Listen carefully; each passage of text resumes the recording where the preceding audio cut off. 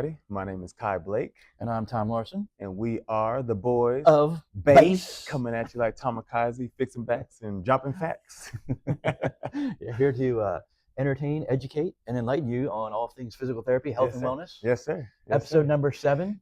7.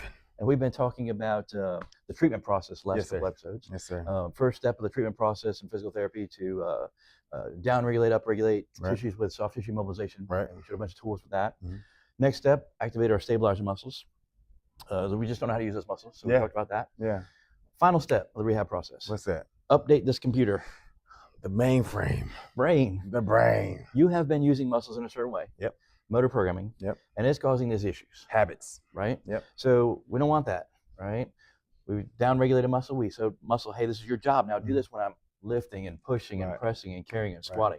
So we're doing functional activities, making sure that the muscles are working the way they're supposed to be doing, what they're doing when they're supposed to be doing it. Not compensating, using muscles they're not supposed to, because people get used to just using that same muscle every single time. So when you're moving something, like every time I lift, I go here and you see it. Like I said in the page, I'm like, hey, relax your shoulders down, pull, use those posterior cuff muscles, and it's very common. And it's your brain is so smart to get around. When you have a weakness or a dysfunction, your body will find a way to complete that task and not have to use the muscle that you're usually using in a bad way to compensate for that weak muscle or impaired muscle. You're such an amazing compensatory machine. Yeah. You know, your brain's ultimate goal, survive. Yeah. Right? Got to move, got to survive.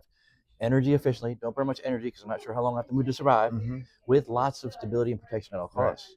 So your brain will do things in order to survive. It might cause pain or damage or issue, but you're willing to sacrifice that in order to get the heck out of Dodge to survive. Yeah. Or get out of pain. Yeah, I was just telling the patient last night, we were going, and I learned this when I was taking my board exams a couple years ago.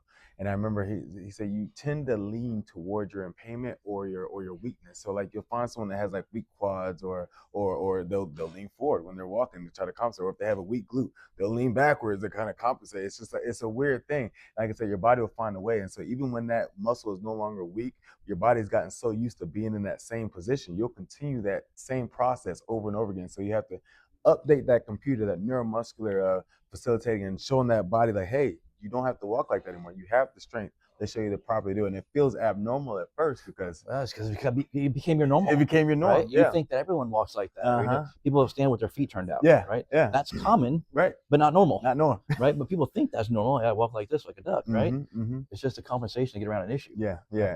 So. Yeah, to update that computer and just do those functional exercises, lifting and pushing and pressing and carrying. Mm-hmm. And that's the problem, though, guys, that you have a default mode. Or the patients have a default mode that their brain resorts to a certain movement pattern to complete a task. Right.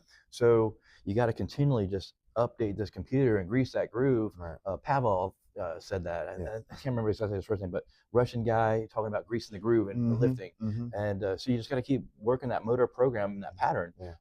And really, the problem is motor learning. Right. You know, if we took 10 8-year-olds out there and said, hey, run to the stop sign. Some of them look beautiful, man. Some of them like Olympic runners, right? Yeah. Some of them look like newborn giraffes. I mean, they got stuff going everywhere. It's motor learning. Yeah. So what do we have to do with those patients? We have to massage muscles out, wake things up, activate stabilizers, and then update the computer by running.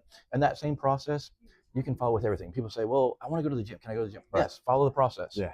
Follow the process. Massage your tissues first. Yeah. Activate your stabilizers, and then update the computer by lifting. Right. And especially, man, listen, as I'm getting older, son, my computer is glitching out all the time, man. It needs updates all the time. Right? Like a laptop, update now. I'm like, oh my God, just update. I'm always updating. but you know, when we were young, man, I was a dune buggy. Warm-up was overrated, right? Now I almost have to warm up longer than I work out. I'm a classic car. Exactly. Right? Exactly. But I just got to keep that computer running right, because it will find out ways around these issues. And you develop issues over time too. And even for like our ego lifters, right? You're in the gym doing a squat, which is a complex move. You're moving. There's a lot of moving parts when you're doing a squat, right? So a lot of times we get bad form when we're doing squat. You got to humble yourself. Go back into that form, because I forgot what the CrossFit guy was. It was the big guy. You wouldn't seen him in there. I forget his name. He was huge for a while. He was winning. He retired. Rich now. Froning, maybe. Maybe Matt Fraser. Matt Fraser. Yeah. And I remember you were saying like every time he started doing snatching, he started with just like 135. Yep. Every squat from 135 all the way to 315 looked exactly the same. Right. Not a change. And that's how it should be. Even when you're climbing up that weight class, you should your